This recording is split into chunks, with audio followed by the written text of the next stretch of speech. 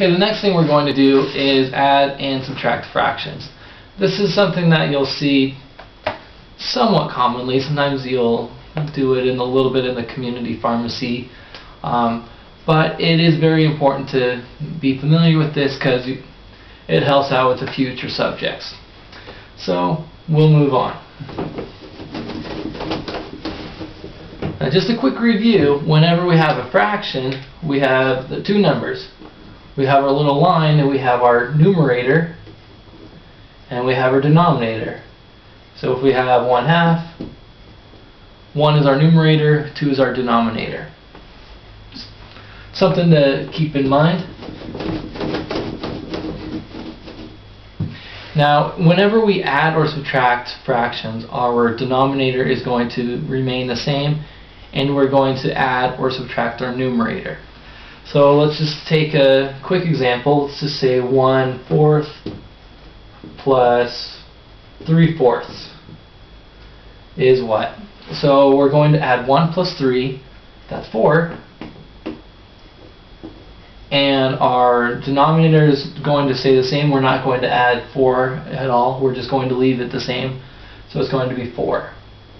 So 4 over 4. So same thing with subtraction. If we take 2/3 minus 1/3 is the same as 2 minus 1 is 1, and then we're not going to do anything with the 3. So it's just 1 over 3. This denominator, this is the same. Our numerators are going to just be a little different. So the key thing is to make sure that the denominator is the same. But a lot of the times our denominators are going to be different, including the problems that you're going to do for your homework. So let's just say we have 1/4 plus 2/5. Now we can't just add 1 plus 2 because our denominators are different. 4 is not the same as 5.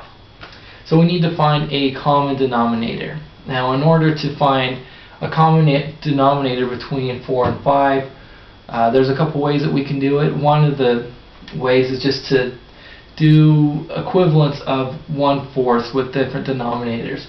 So we do that by just multiplying each side by the same number. So 1/4 is the same as 2/8 if we multiply by 2, or if we do times 3, 3/12 is the same, 4/16 is the same as 1/4, or 5/20. So these are all the same number. They all have the same values. And we're going to do the same thing with the 5. So 2 over 5 is the same as 4 over 10, which is the same as 6 over 15, or 8 over 20. Now 10 and 15 are not found in any of these numbers, but the 20 is. So our 20 is our common denominator. So let's keep that in mind. So 5/20th is the same as 1/4, and 8/20th is the same as 2/5. So I'll just write that a little bit bigger. So we're going to rewrite this as 5/20 plus 8/20. It equals, our denominators is the same, so we're going to add our numerators. So 13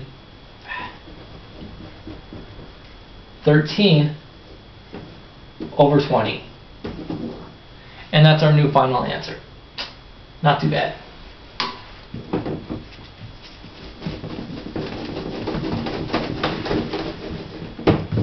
Subtracting, we're going to do the same thing. Let's just do another example. Let's do 5/6 minus, say, 1/2. Okay, so again, we can't just subtract 5 minus 1 because the 6 and the 2 are not the same. So let's just find the equivalence of 5 and 6. So 5 over 6 is the same as 10 over 12 or 15 over 18. These are all the same number. Let's do the same with 1 over 2. So 1 over 2 is equal to 2 over 4, 3 over 6, 4 over 8, and so on. Now the 6, we have a common denominator here. So we don't even need to worry about these. So our 6 is our least common denominator.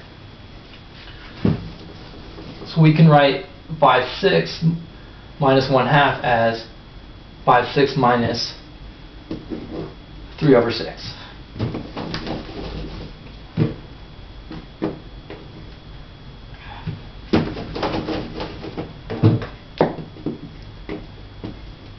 So 5 minus 3 is 2, and then our 6 is still the same. So our answer is 2 over 6. Now in this case, we can simplify even more. So 2 we can divide both sides by 2, so 2/6 is equal to 1/3. And there's the answer. Thank you very much. Have a nice day.